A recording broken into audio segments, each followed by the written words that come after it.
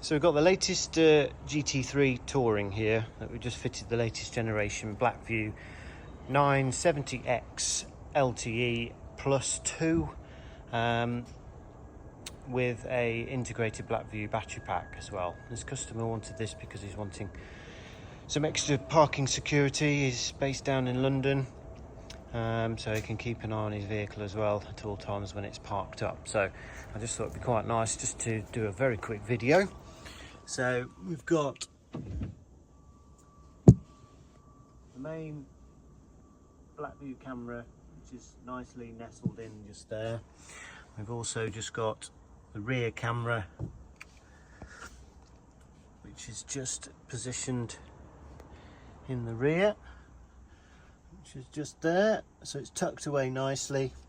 We've also fitted the battery pack, which I'll just I'll show you. It's easier this side just to see. So that is just nestled in behind the rear seat. The rear seat goes fully back without touching the battery pack. It's easy to get to. It means that the battery pack's got a lot of air around it. Some people install these in confined areas. It's not great for the battery pack. Probably reduces the life of it. And there you have it.